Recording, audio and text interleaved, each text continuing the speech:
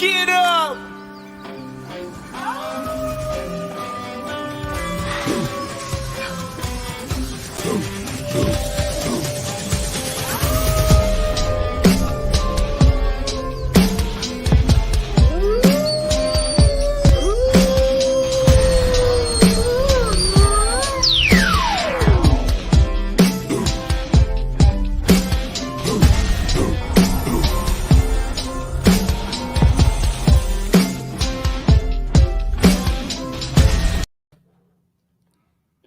Oh, hello there. How are you? What have you done recently? That's good. Glad to hear it. Excuse me for 1 second.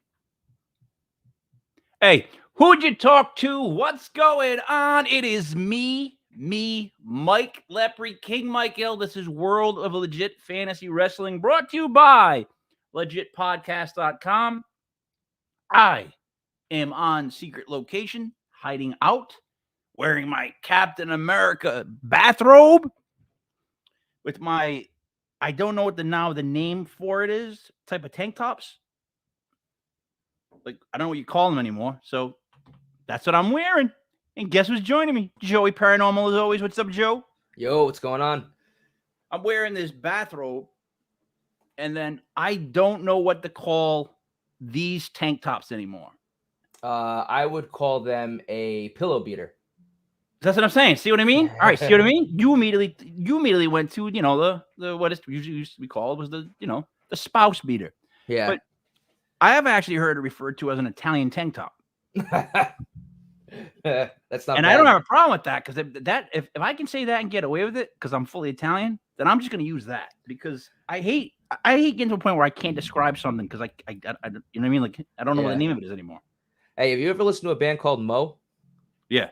So they have a song called Captain America, and that's all I think about when I see that robe, is the opening to that song. Captain America says you got to look like me or you're going to wind up dead. And then it goes off. That's all I think about when I see that robe. Are they better than what you just did? Oh, yeah. Way better. All right. Good. Hey, man. So at least I have the stones to go with the melody. Yeah, try to sing it. I mean, as long as you understood what I was doing, that's really what matters. Yeah, you're rocking with the king, Joe. I know this stuff. Hell yeah. It's a band I'd love to see live, even though they're like 70 now. I told you my favorite is Volbeat. But I'll be honest, I was digging Spotify's playlist of WWE former Raw theme songs and stuff like that. Oh, Raw had the best back in the day. There's a lot of great. The Union Underground, I think, was my favorite one. Move to the Music or something like that, or Move to the Music. Yeah. But all-time favorite was Rise Up by Drowning Pool on SmackDown. Back in like the early 2000s. That one was the best one. That one got me hyped every time for SmackDown. Is that a little better? I'm trying to brighten myself. That's actually pretty good. In this dungeon of a room, but I got shadows. I'll do the shadow puppets later, Joe. But I actually can do multiple. That's a donkey. All right. So speaking of donkeys, which is a great term, a great transition term for this. If you noticed, the minute I started to even want to talk about it, I went for the tequila. Yeah, I would. So WWE put on my favorite wrestling pay-per-view in Saudi Arabia. I gotta be honest, that was hard, Joe. Because I watched it. I mean, that's my. I almost said that's my jam, but that's literally that's my favorite match. Like, you know what I mean? Oh, I think any fan of the show knows that's your favorite match. Oh yeah, I put every. I can schedule every. I'm all over it, but so I don't like the fact that it went to Saudi. Like, don't take an established pay-per-view now. You know what I mean? And move it over there. Yeah. Like, because are they about to go? Tell me if I'm wrong. They seem like they might be on pace to do more than just two, right? They did Crown Jewel and they did Biggest Show. Yeah, Super Showdown. I think it's 3. I think it's 3 a year. Now they're at 3? I think it's 3 a year. I mean, I could be wrong. I mean, it's not like I've looked it up recently, but I'm pretty sure it was more than 2, but it wasn't more than 4. So I think it's 3. I always thought it was just 2. Yeah, they did the Crown Jewel and they did the Super Show, but a new deal that they signed said that they would do more frequent shows over there. So I think that's why they did Elimination Chamber. You know, they're actually WrestleMania Backlash is coming to the Dunk. Is it really? Yeah. Oh, that's that we should be there. SmackDown's actually. Isn't SmackDown in Worcester this week? Possibly. That one I haven't seen. Hey man, you want to get tickets to WrestleMania Backlash? Let me know. I'll buy some nosebleeds because I don't know what's available anymore. The tickets have been it's WWE. There's tickets available, and we'll always get them. Like I yeah, always the closer it gets, you know what I mean. Like they go for sale. That shit happens. All right, so let's go to Elimination Chamber now. I put it on, and it's weird because it was a 12 o'clock start. Like, goddamn, I look like right now like I'm one of those. You know those detectives that come home and they just get obliterated drunk, and then they pass out in their Hawaiian shirt, and then they wake up the next morning, they just go back to work. That's who I am. That's so perfect. Right? That's what I look like. I'm gonna down a couple beers. I'm gonna have all these weird visions of all the bad things I've done in my life, and then I'll pass out with the bottle of tequila like this and my dog barking. And you'll wake up at 4 a.m. in a cold sweat with someone knocking at your window. And I won't be able to sleep. You know how it goes. Yeah. Joe, no one better be knocking at my window at 4 a.m. I'm coming to get you. If you predict that one, you're done. So again, for those at home that want to play along, what we do is we take said tequila and we just fill the neck of the beer. Is that a red stripe? No, this is a Coors. This is a banquet. Banquet. Oh, yeah. We're having a banquet up in this house. But then, Joe, that way, when you drink the tequila, which stays at the top, you immediately get the chaser of the beer. Watch.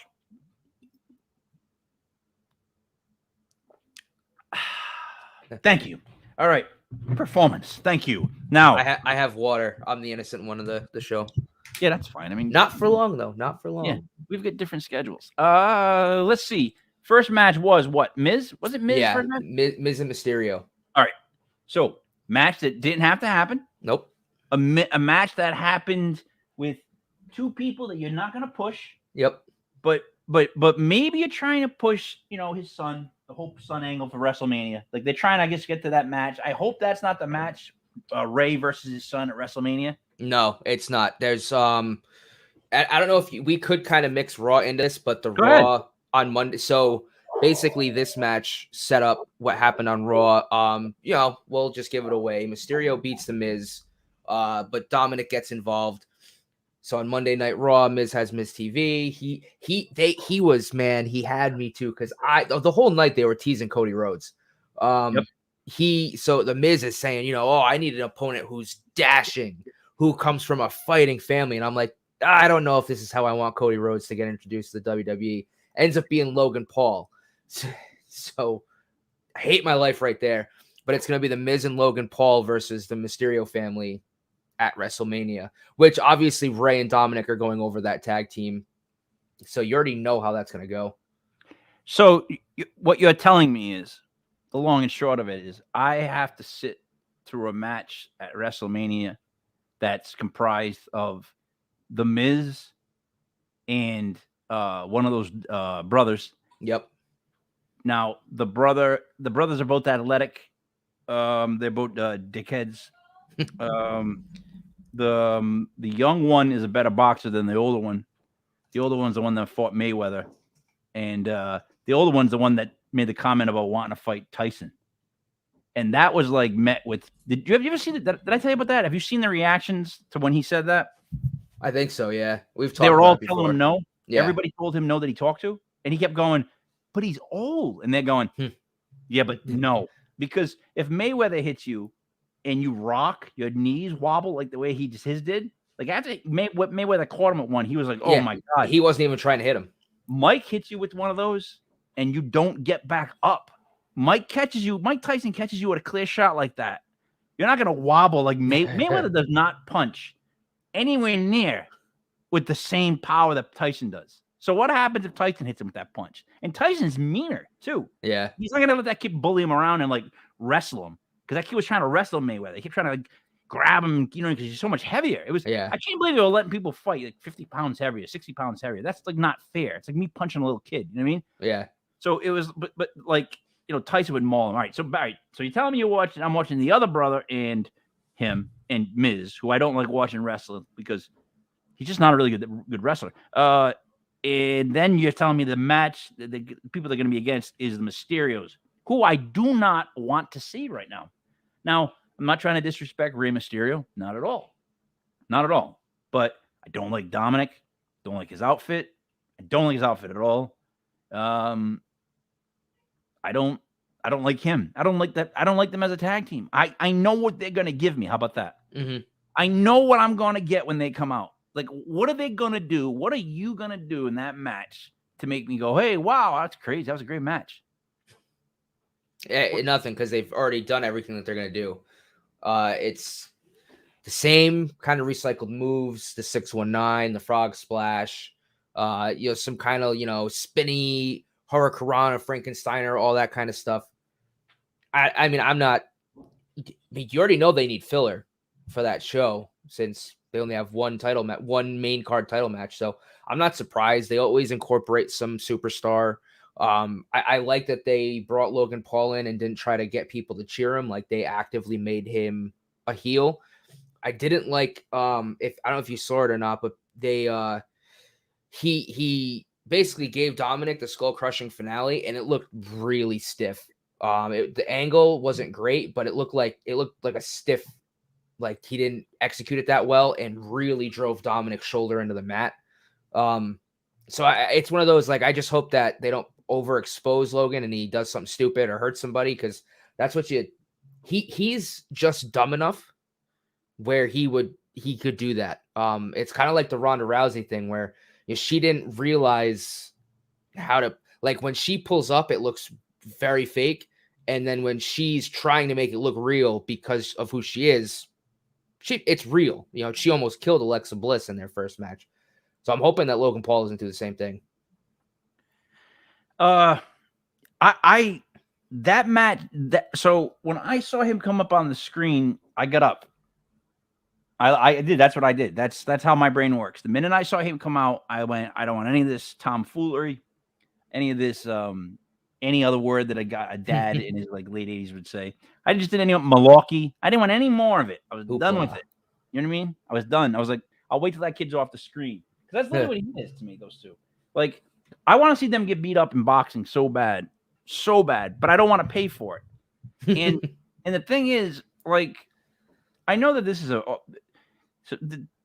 take this with a grain of salt. I know this makes me sound kind of mean, but it's almost like you want to see one of them get hit so hard that it rattles something that makes them like wake up to what they're doing.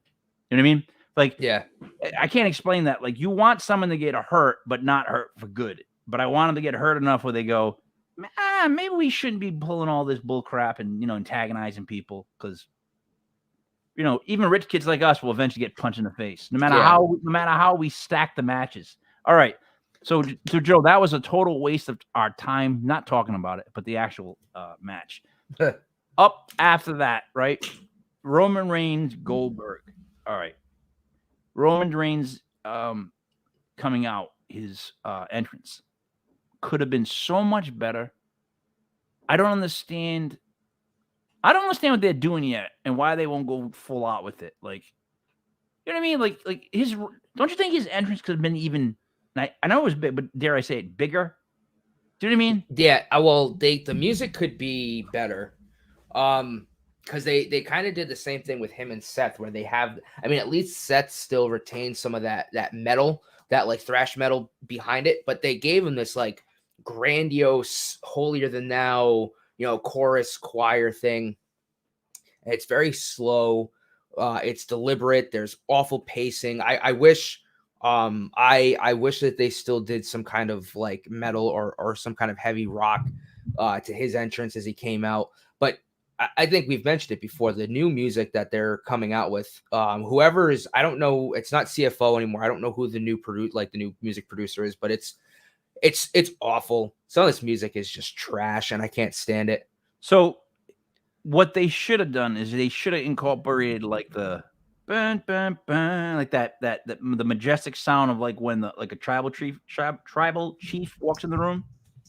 But they should have mixed in the ban. Yeah. They should have kept that in there, right? It should have been it shouldn't have been a full switch over because he doesn't know what to do yet. Like they don't know what to do yet with him walking out. Like they're keeping it as simple as they can because I guess that's the thing with him just coming out holding the belt up or doing that number one finger now. But like, yeah. In other words, he should take a tip from the Undertaker and make that entrance like something that's like, you know what I mean? That we'll remember. I don't think they're capable of doing that with him. Just with anybody, if we're being honest. I'm trying to find out who the producer is, who's making their music now, but I can't find anything. I'll tell you what, Machine Gun Kelly's doing all them is producing the. I just saw that, yeah, the video game. I mean, I could do a couple minutes on that too. I saw a 15-minute preview of the My GM mode, and I wanted to throw up. Yeah, no, it doesn't. I don't like what they're doing with it. It's weird.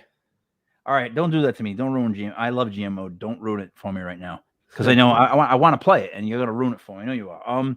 Wait, real quick, hold on. So that guy, I see Wu-Tang Clan Protect Your Neck, Iron Fist by Motorhead, Say Cheese by Poppy. That's expected. Bring Me the Horizon, The Weeknd. I can actually get behind this. Yeah, it's not that bad.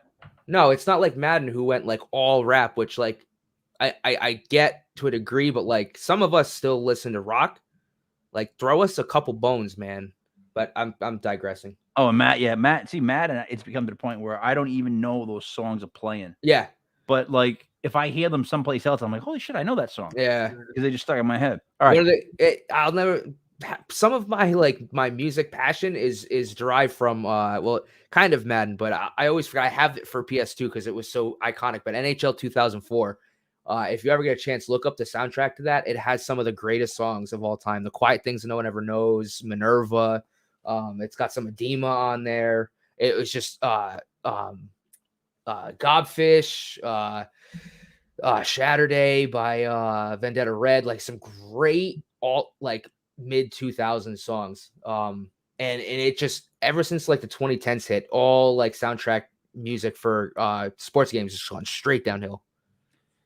So Joe, back to Roman Reigns' entrance.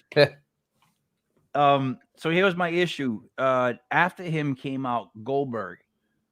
Now, Joe, did you notice Goldberg looked extra stiff? Yeah. Like, how do I explain this? Well, I'll explain it like this. When you get old like myself, you start to see in yourself, but mostly in your peers, there's like a stiffness to them, like this old guy's stiffness where they seem like they just can't get loose when they move. Their shoulders don't want to move. They like that shuffle, that old guy. Like need a quart of oil. Yeah, like that's what he looked like, Goldberg, in this match. This is the first time I'm gonna say, even the Undertaker match, at least he came out looking like, oh hey, he has Goldberg. Even his entrance lacked passion, lacked all kinds of things. You know what I mean? You think maybe he knew this was his last match and it was kind of affecting the way he moved? You know, maybe he didn't train as hard for it. Maybe he couldn't get up enough for it. I don't think he trained for it, if we're being honest, like a lot. He looked like he was in decent shape. I think Goldberg is, like, in other words, he's always in decent shape. But is he in great cardio? No, that's what should bother you and scare you, right? Is how's his cardio? Because he didn't look like he had it, you know? Mm-hmm. And then Reigns he's good with carrying a smaller guy, I feel like, than he is a big guy. Big guys, he seems to get into like I don't know, like when he's the powerhouse by far in the ring, he knows, and I think he puts on great matches, right? But when he's not, and it's like, say with the Undertaker, or say with Goldberg, or you know, with Brock, they've been pretty decent. I can't say that, but in general, when he's with another powerhouse, he doesn't put on it, to me, as good a match. I think you need to put him with someone that's like faster, that can do stuff, that all of a sudden out of the blue, he can just smash and squash them. That's the dynamic that he works with, I think, the best. I personally like the matches with him and other bigger superstars. I think that they're hard hitting. They're not as necessarily fast paced, but with Brock Lesnar, they're usually fast paced because, like you said, like you kind of have that quick hit. I mean, that happens in his matches with Brock Lesnar, between both of them being like the king of spears. And you kind of saw that with Goldberg as well, which actually, I don't know why I just said Brock Lesnar was the king of spears. I got Goldberg and Brock Lesnar kind of twisted there, but you know what I'm saying with Brock Lesnar, He still has those moves. He can hit you with it quick.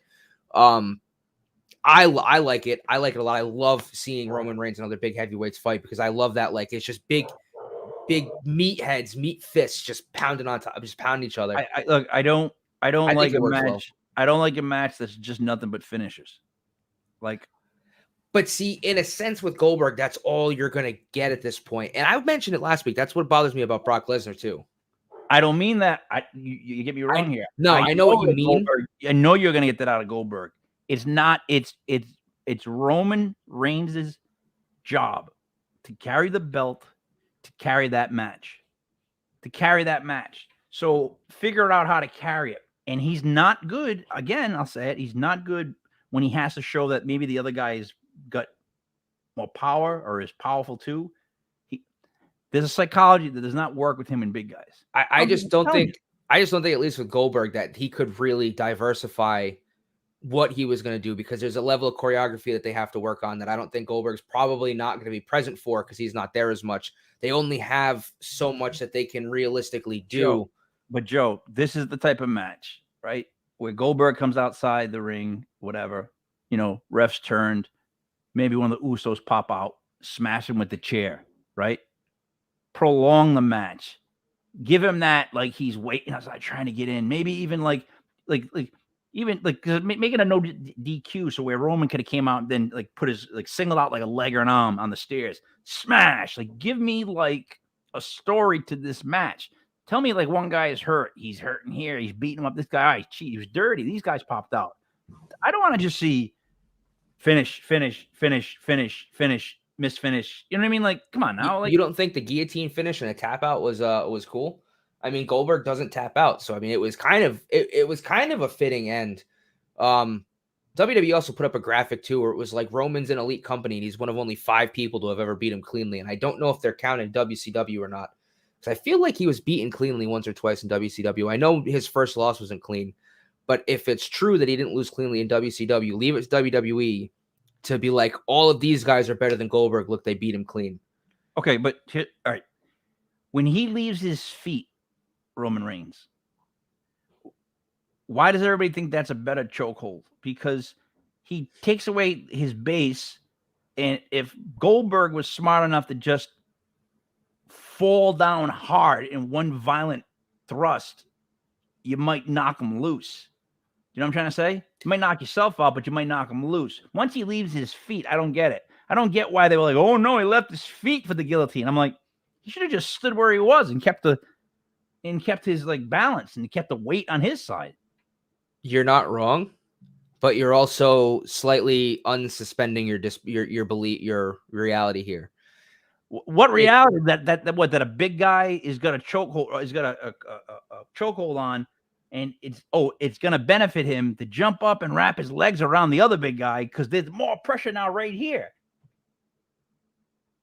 What? I got no answers for you. I mean, I don't know. Sometimes physics doesn't really work in the world of WWE. So, all right. So Goldberg busted his head open, and I wonder if he got another concussion, because after he busted his head open and there was blood on his head, I noticed that he was once again stiff and kind of stumbling around. It's possible. I mean, that guy's probably, I haven't seen or read anything. There's only been one major injury storyline coming out of Elimination Chamber that we'll get to, but I haven't heard anything at all about Goldberg, which I would guess we're probably not, because I'm going to guess it was his last match in WWE, at least for a really long time. But I'm going to say probably for good. I don't think if he was injured, I don't think they're really going to make it a big deal or a point to tell you. And the fact that he did that, it just, now who is he? You know what I mean? Like, he tapped out to Roman Reigns, like in that move. Like, now who's Goldberg? Why do we fear Goldberg now? You know what I mean? Well, that's the point too. I mean, he has to go away, because it's just he's not an attraction anymore. Nobody cares. People don't chant Goldberg. Like, it's not what it was. It's a shame too to see it go down like that, man. He's starting to go out like Muhammad Ali. Like, he should have retired a while ago. You know, he should have pulled like a Barry Sanders and just walked out into the limelight, sunlight. Or just come out for, like, he should have stopped after the Undertaker match, if we're being honest. And I only say after because in theory, that match is amazing, or would have been amazing. Oh, and it was done right. Oh, it was done right. or if they did it like they did the AJ Styles Undertaker match, where they just make it cinematic. You know, like I always prayed, which it's not going to happen now. Obviously, he's retired, but I always prayed that they would do a Sting Undertaker cinematic match, protect both guys because they're both old, and just do something where you can make them look really good. Because I mean, you can't tell me that's one match you can't tell me you haven't wanted to see that match. I haven't. I will be honest. I really haven't. I've never really not at this point. And I'll tell you what, on top of that, here's what Undertaker should do. The Undertaker should not leave wrestling completely. The Undertaker should come back, act like he wants to put together a stable, and then have him go, like, literally show him looking and interviewing people and talking to people and, like, getting, like, the 4 who he thinks are the most badass guys in the locker room. I would just love to see that, because then you give yourself a couple of weeks of the Undertaker just walking around, paying attention to stuff. Like, all of a sudden he appears in places, which I think would be an awesome gimmick if they kept up. Like, he just pops up in the corner of a room or something. But he should be like checking out who the baddest of the bad is. And he wants to, in other words, his thing is he wants to set, because he is the old school guy. He wants to set wrestling back.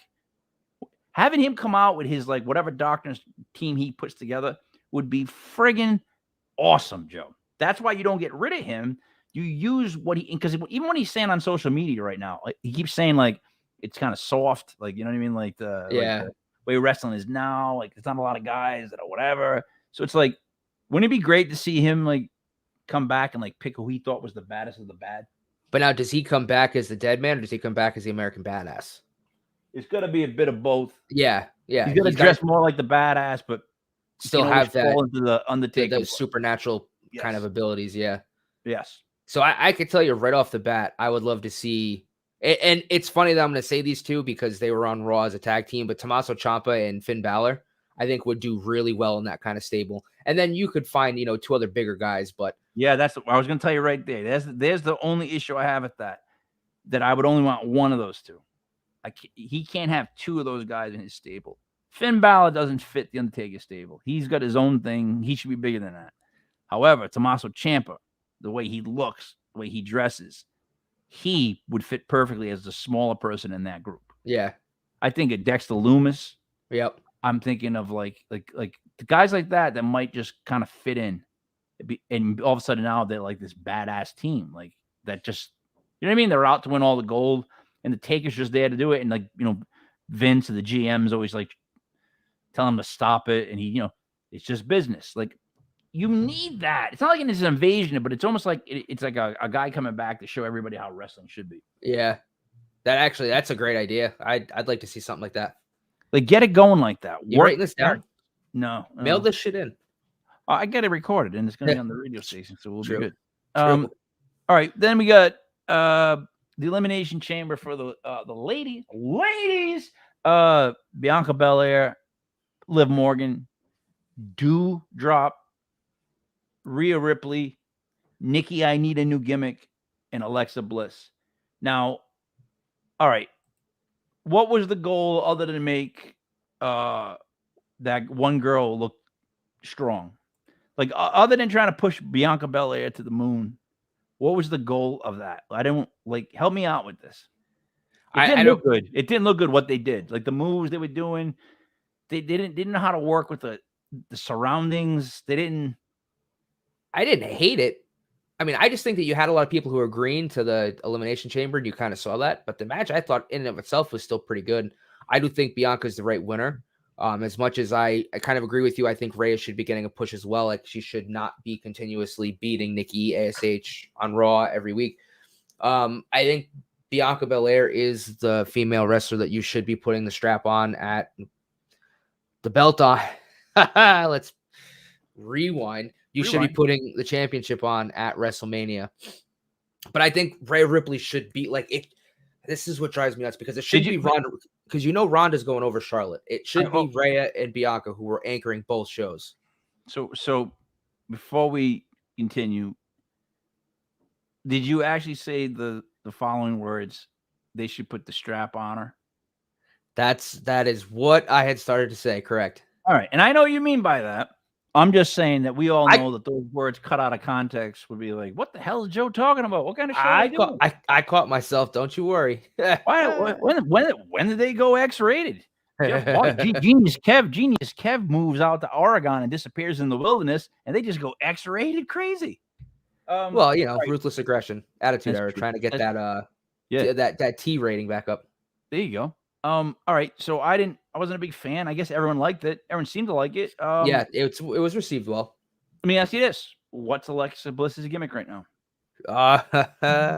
It's like a tweener gimmick now because she's still not quite the goddess, and she's not quite possessed by Lily, the doll, I guess is who she's supposed to be possessed by. They keep saying that the character's been in therapy. She's in therapy. Yeah, and she's been rehabbed. Yeah.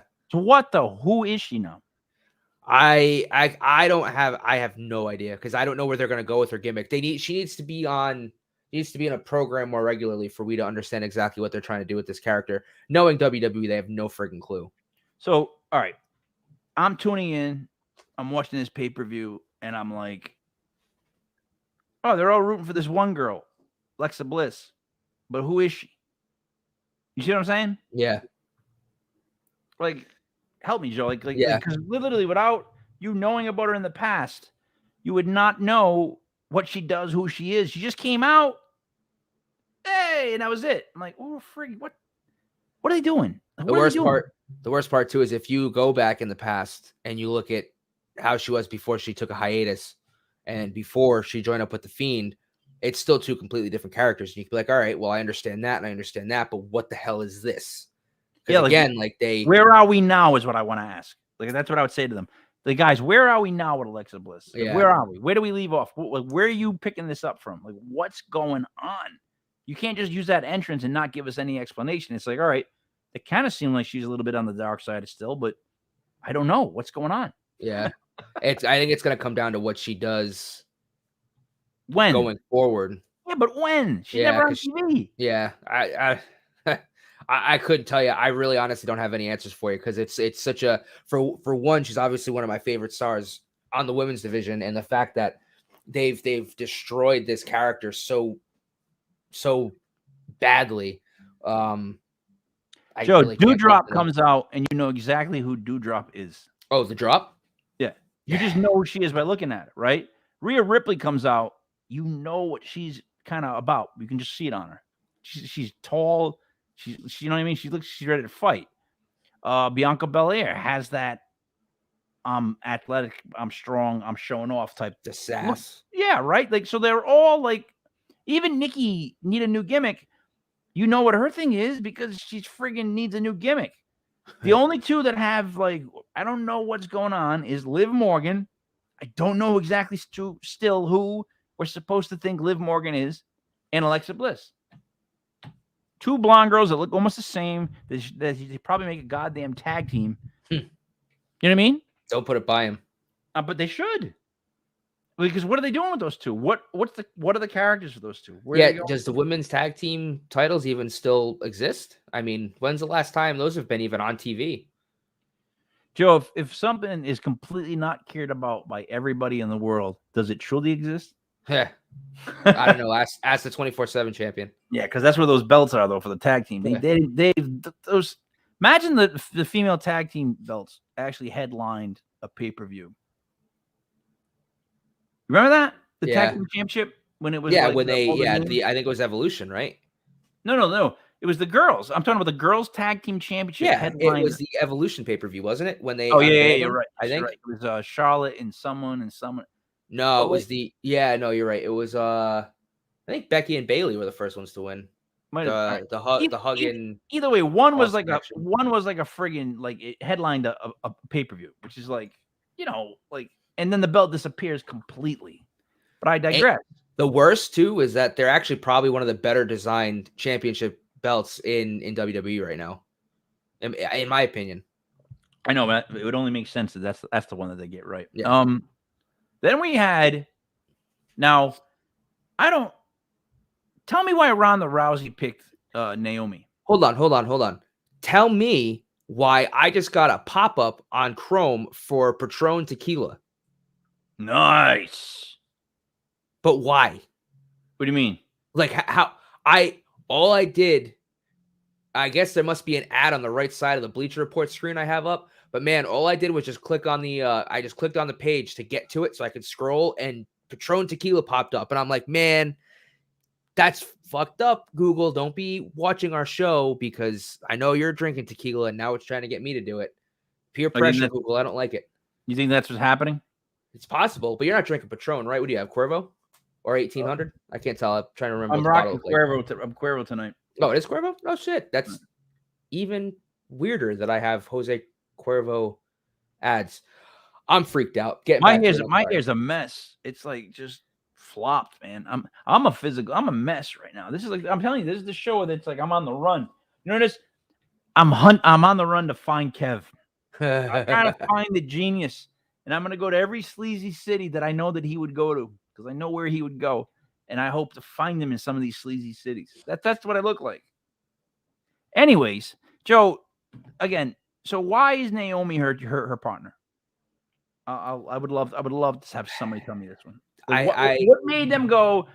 Because I heard it, and I'm like Ronda Rousey and Naomi. And I'm like, how did that happen? When did that? What?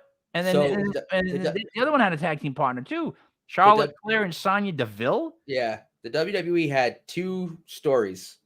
They had this story, and they had this story.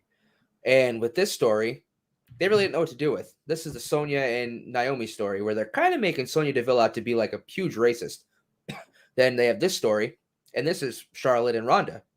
They don't really know what to do with this story until they get to WrestleMania. So you know what they decided to do? Smash them together and see what happens. And it was... I didn't really watch this match. It was stupid. Rousey has a hand tied behind her back. Like, let's be real. We know who's winning this match. It's going to be the faces. Like, just let us just move on. Just like, why are we here? I can't believe that they used that gimmick in that match. The hand behind the back. Yeah. Like, because I'll give you two reasons why. One, it's so stupid. It's just so stupid. Such a dumb idea, right? To begin with. Like what? It's just dumb, period. Okay. Now, what does that say about Naomi? How do they think Naomi comes off when she's on a tag team with another girl who has to have her arm tied behind her back to compete? How strong, or actually what I'm saying is how weak does that make Naomi? Joe, if we fought two guys and I did it with one arm tied behind my back, they'd be like, what's the matter with Joe? Like, what was Joe doing? You see what I'm saying? I doesn't work in a positive way. I'm just trying to negative. Read through some of the notes from the show just to make sure that like we have this right, because it just seems so ridiculous. No, she had an arm tied back. It was contractually stipulated. Yeah, and the karate gi she's wearing is just like, she's probably out of shape and she's covering herself up. Well, I don't know. Maybe she didn't like to be in the bodysuits they all have to wear because they're in Saudi Arabia. Go talk to Dominic Mysterio about that. Only shows his arm. He just got arms, and that's it. Everything else is covered up completely.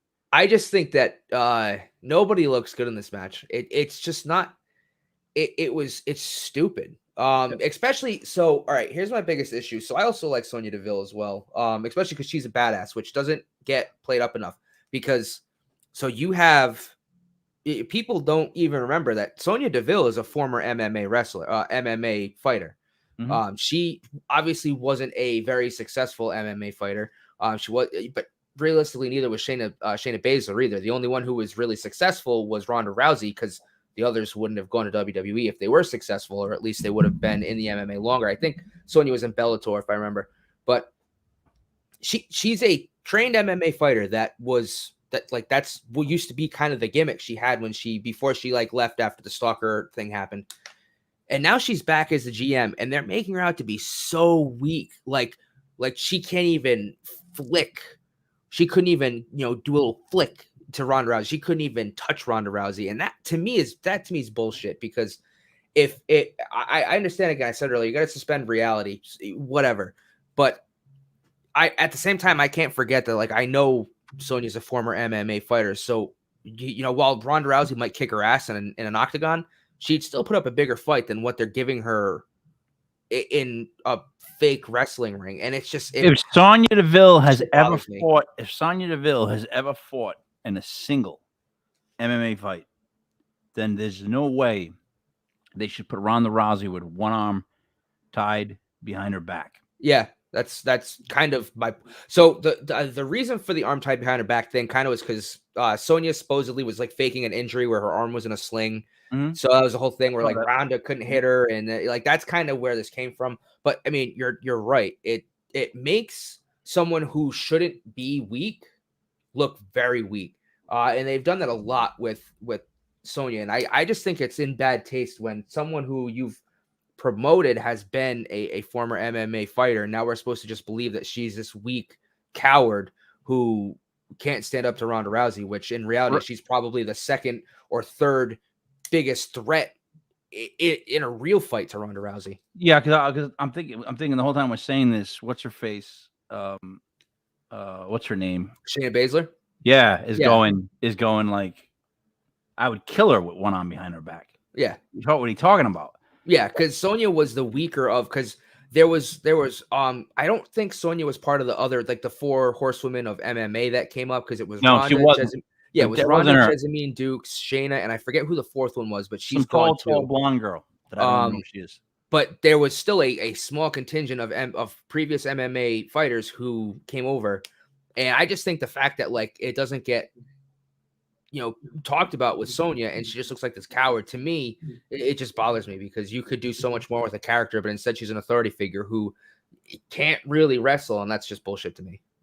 Yeah, that's the kind of character they got to play. But all right, so my point was why was this match done like this?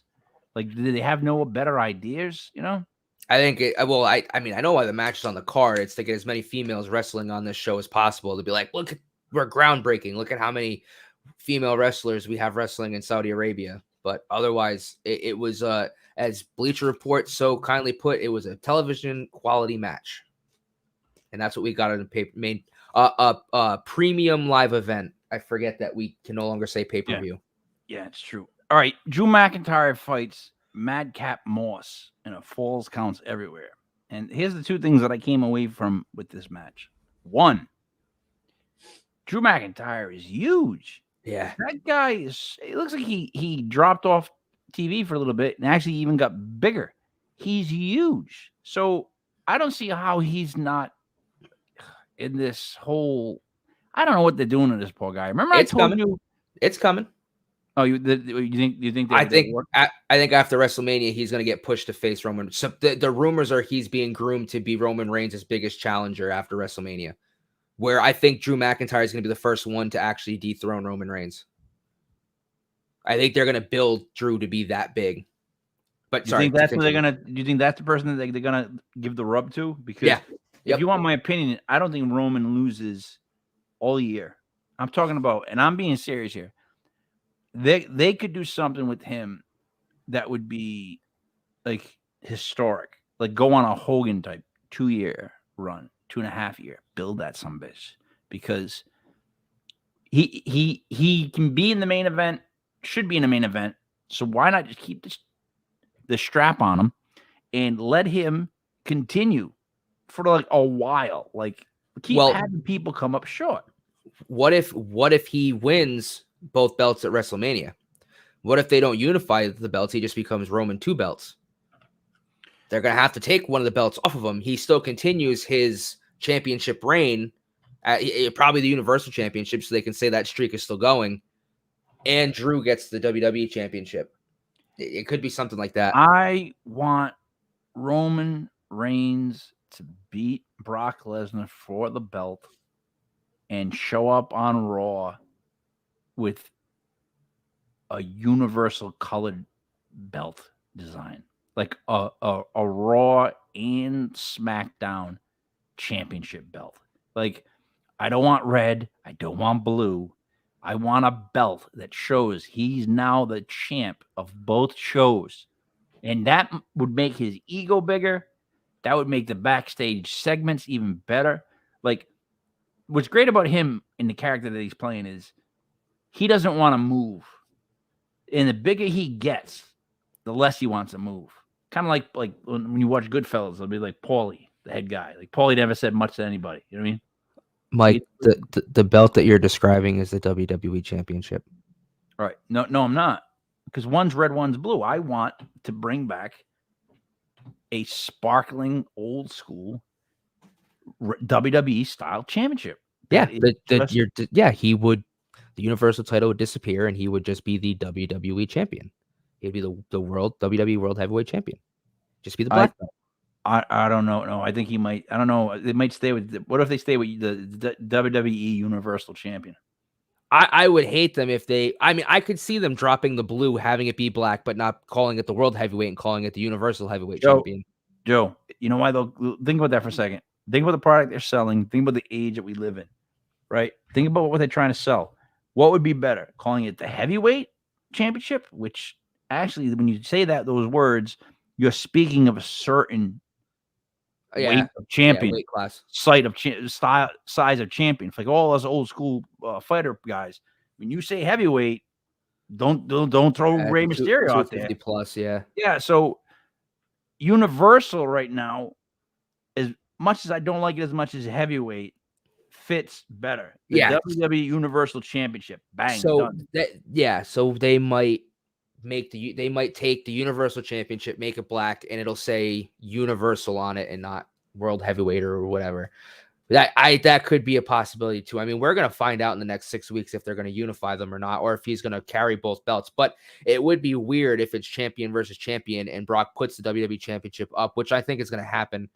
And then he walks around and holds 2 belts on Raw and SmackDown. One's black, one's blue, because if he's on Raw and he's the Universal Champion, and he's on SmackDown and he's the Universal Champion, the championship should be both colors then if he's on both shows. No, that's my point. You scrap what they got. Yeah. And you build one belt. Yeah. It's got to be black, but you could put some gold or white in it and make it fucking, you just spruce it up. I think it should stay exactly like the World Heavyweight Championship is, just put Universal on it. And that is your main card championship, and then do away with the Universal, the 2 belts thing, because they clearly don't care about the 2 belts. So he might as well unify them. I didn't think it was going to happen, but I've been pretty wrong all year. I've come to the conclusion that, like, nowadays with the way they're booking, like Ric Flair being a 16-time world champ was such a huge deal back in the day. And now, in like 10 years from now, you're going to have like 3 or 4 guys that have that many championships. Yeah. Brock just hit 10. They're doing it so fast. You know what I mean? Like, it's not. There's 2 titles now. That's what I mean. It's not fair, though. It's like the numbers they have. They win one night, they lose one night, win the next night. All of a sudden, that's 2 times they were champion. It's like, boy. But all right. So after that, first of all, just seeing him beat up Madcap Moss, it was just Did you see the botch? Which one's that? So Drew had him had his legs over his shoulders. He was going to hit an Alabama slam, but I think he was facing. He was going to hit an Alabama slam, but he was facing out. So when he flipped him, he came down on his stomach. He was supposed to come up flat, like you're taking the Styles Clash, but because you're taught in wrestling, he tucked his chin. Because he tucked his chin, it caused him to rotate farther, and he came down right on the crown of his head. It looked bad, but he was supposedly fine. But it was a really bad looking spot. If you get a chance, look it up. It wasn't. It didn't look good. No, I flew through it. I was like, I'm watching him go through hit the barrier. I'm watching that stuff. I just kept going, like, because I wasn't interested. Like I left the room, paused it, came back, the little fast forward dingamajig, and then bang. It was bad spot. Drew looked great. The match, Drew. But that's the point. He's still rehabbing that neck injury. So going through WrestleMania, I think he's probably going to coast with this feud with Madcap and Baron. He's going to face Baron Corbin at WrestleMania. I think it's going to be it's going to be an easy match. He's not going to be wrestling as much, trying to let his neck heal, but also keeping him on TV because they want him because he's going to be on the same level as Roman Reigns going through 2022. All right, that's a bold statement there, Joe. So let's move on to the next match really quick. Becky Lynch versus Lita. All right. Lita looked really old in the beginning. You could tell she could not move around the ring. Like simple things. Like Becky Lynch helped her out so much in that match in the beginning. Like she couldn't do basic. She really, dude, she looked old. Again, she looked like she didn't like when you look old, what I mean by that is it looks like you didn't stretch out. Like it looks like you're just not loose. You know what I mean? She was stiff. Even when she did her move, the backwards moonsault, whatever you want to call that thing, twist of fate. I don't know what the hell you call that. What she calls it, but that even looked weird. Did you see how like she doesn't get to rotate around like she used to? No, she didn't go up at all. It was just literally she just fell back fast. It was so different than how she used to do it. Well, there was no elevation, there was no jumping, there was no flipping. She just stood on the thing and just landed on her back. I think one of the reasons for that is the ropes aren't as springy as they were when she was used to wrestling. So you're getting used to a different type of like spring effect with the ropes. They're probably a little bit bigger. Like that probably affects the way she does it. Yeah, or it sounds like Joey Paranormal is just making friggin' excuses up. I mean, I thought she looked pretty good. It started slow, but I think for how long it had been since she wasn't in a wrestling ring, I thought she actually did a really good job. I think what they did right was how the fake finishes, the false finishes. I think they did a really good job with that, though, because you actually thought Lita, had enough clout where, well, maybe Lita will pull this off. Yeah. You know what I mean? Like Lita was that good at the time, but that was not the case, Joe. I don't think this made Becky Lynch look any better. I feel like that this was just for the Saudis.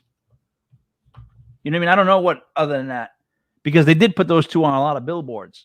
Well, yeah, it's to get the star power because they do it. Every one of these shows has. I mean, Goldberg has been at every one. It's to get. It's just for them to get more star power into the Saudi shows. Joe, Usos versus the Viking Raiders. What was that? What was that? What happened? What happened? What have you read behind the scenes that match just never happened? That it was going to be a match where they beat each other up on the outside before the match starts. Therefore, there is no match. My favorite match of all matches. So I wonder if someone was injured. Kind of a segue into the men's elimination chamber, but what probably happened was the show was running too long, and they wanted to give the elimination chamber match as much time as possible, so they probably cut the tag team match and just had the Usos go out and attack the Viking Raiders and kayfabe to kind of like be like, all right, well, you don't gotta worry about that. Everyone, sit down. We're just gonna keep going. Just don't look. Nothing happened. Yeah, I didn't. Wasn't a. But I haven't read anything about it. That's just my guess. I didn't like it. Wasn't a fan. No, it's probably because they needed the time for the Elimination Chamber match. They were probably running long. All right, so moving on to after that match, the Elimination Chamber Elimination Chamber came up. Now, Bobby Lashley was hurt before this, and from what I heard, that was just a plant to get him out of there so that he wouldn't lose clean to anybody or just wouldn't. You know what I mean? So apparently he was hurt to begin with. Yeah, I guess he injured himself at the Royal Rumble. The match, other than that, like, it was weird. It seemed like they had Bobby Lashley and Lesnar, and then a bunch of guys that aren't their size. Yeah. You know what I mean? Like, not that I don't like those four guys. I like all four of them. Rollins, Riddle, Theory, and Styles. But, like, tell me how those four match up with Lesnar or Lashley. They didn't. He ran through all of them, which I thought was it was such a slap in the face to at least Seth Rollins and AJ Styles, especially because a couple years ago, AJ Styles had a very good match against Brock Lesnar in a champion versus champion match and almost beat Lesnar. But now, like, he's just so good that it just picks him up F5 and that's it. I think, like, I get it. And you said it last week. You know, that is Brock Lesnar, and that's how good he is he just needs to pick you up and slam you once, and that's it. But that's not how you build credible superstars. It's just not. It's how you keep everybody else looking strong. But here's the thing. He came out of the pod too soon. Yeah, there was so much wrong with this that this match pissed me off so badly. I mean, so tell me this too. So, and this is what's getting me thinking maybe Cody's not coming to WWE because, and I get that you don't want to. He's going to get a bigger pop in America than he would in Saudi Arabia. I understand that. So that's why you don't have him debut at the Saudi show. However, you have a 6-man Elimination Chamber match that instantly is down a man because you knew Bobby couldn't go, and they, kayfabe got him out of there. So you have an open spot. All 4 other members go in. The 6th spot opens, and nobody comes out because it was supposed to be Bobby. So you have Brock Lesnar break through the plexiglass. Yeah, what did and come out? Did he forget what was going on? Did he lose himself? No, being serious, because he wasn't supposed to. He was supposed to wait his turn. Was he? Yeah, he was.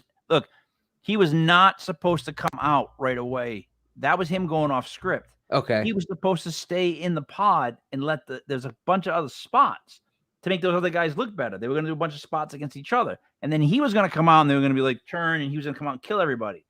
But what happened is, if you notice too, they were doing things when he came out and everybody just kind of didn't know how to react. Austin Theory just got out of he knew that he had a big spot coming. So he literally just rolled himself out of the ring and hid. But that poor kid, when Brock went off like script like that, he was like, oh, what do I do? Because I got a big thing coming up with him, but what do I do while they're in the ring? And he just rolled like as if he was injured.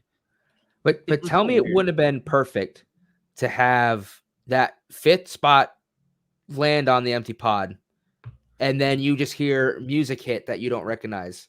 Here comes Cody Rhodes. He eliminates almost everybody in the ring. Maybe you leave AJ Styles in there, Seth Rollins. One of those 2 still stays.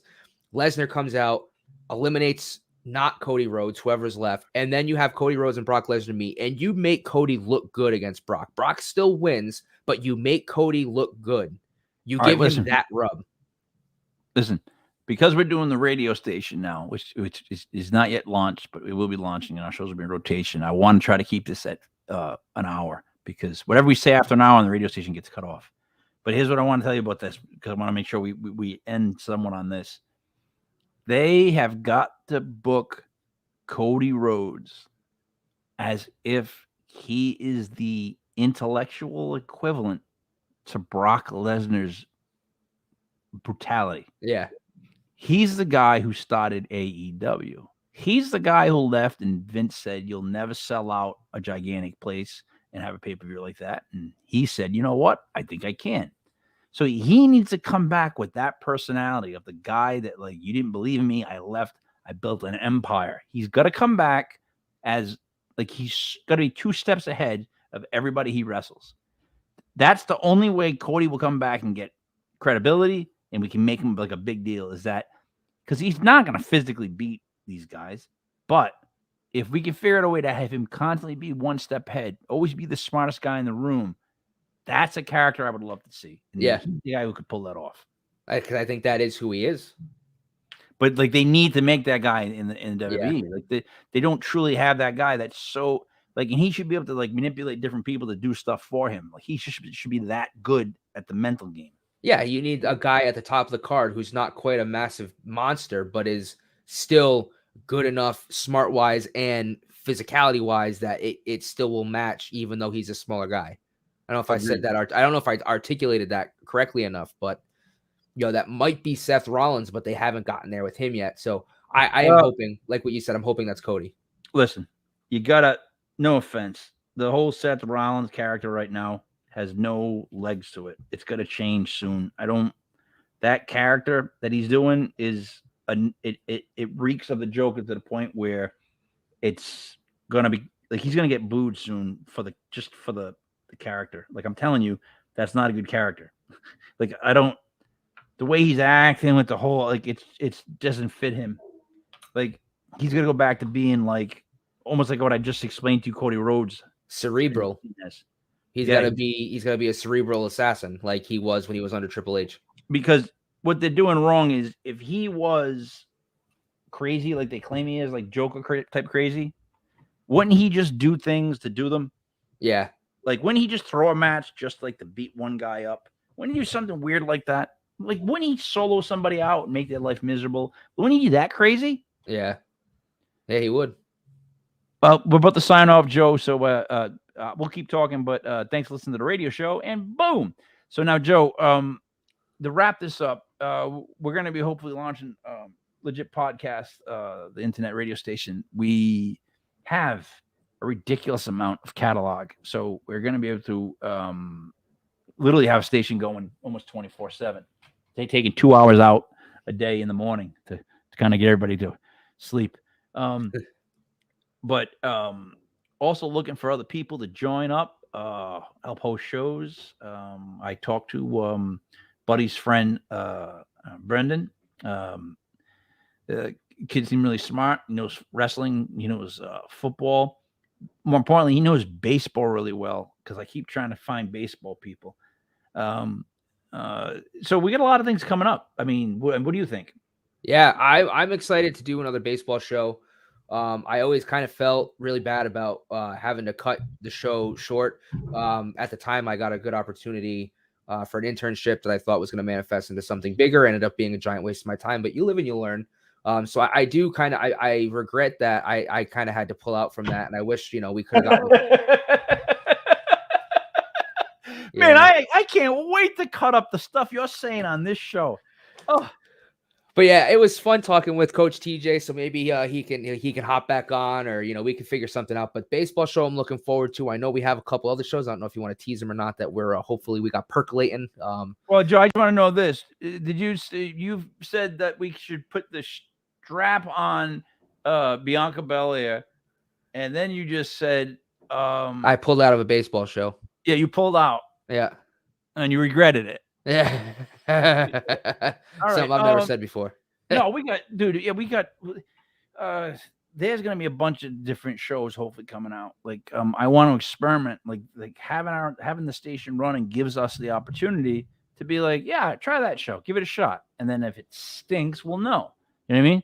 And it's also when we know people, it's like the more the merrier. Let's have a little fun with this. You know what I mean? Yeah. All right, what do you got to say to wrap it up? Honestly, wrap it up. It's not quite what I was doing, but it's close enough. I hope Cody Rhodes is the savior that WWE needs. That gives them that other star power, star talent. You're gonna have a run up to WrestleMania that's just really gonna be focused on. So actually, there is a report that Brock Lesnar is gonna be basically strictly on SmackDown, riding up into WrestleMania. So you're not going to get a main card championship on Raw for the next 6 weeks at least. So I'm hoping that the USA championship needs to go to Seth Rollins, Kevin Owens. Finn Balor's got an opportunity to win it on Monday. That championship needs to be elevated because that's the only big time gold left on Raw. So it's gonna be interesting. What's the matter? Damian Priest isn't holding it up as high for you. He's not the guy that's gonna be able to carry it into WrestleMania and keep that show relevant. He's not. He's really not. Because that's effectively the main card title on Raw right now. If you want my opinion on him, I think he's a swing and a miss. I guess you can quote me, but I think like the character has no personality. None. Nah, it's just tough to get behind it because you really still don't understand fully what the dynamic is with that character, which is a common denominator on everything we've said tonight. That basically the wrestlers that we dislike the most are the ones that we don't even know what they're supposed to be. Like I miss the 80s when a guy would come out dressed like a plumber or dressed like an electrician. I knew who he was. Oh my God, that's that plumber guy. Oh, that's Duke the dumpster Drozy. Oh yeah, he's a garbage man. You know what I mean? Remember Isaac Yankem? Yeah, pre-Kane. Yeah, Isaac Yankem, DDT. All right. That's all I have to say, Joe. I'm going to wrap it up. So for Joey Paranormal, me, Mike Labry King, Michael, this was the world of Legit Fantasy Wrestling brought to you by legitpodcast.com. It is February 23rd, 2022, 02232022. Oh, that's one of those almost for the math geeks. We will see you again Wednesday. Tomorrow night, we do have basketball from 8 to 9.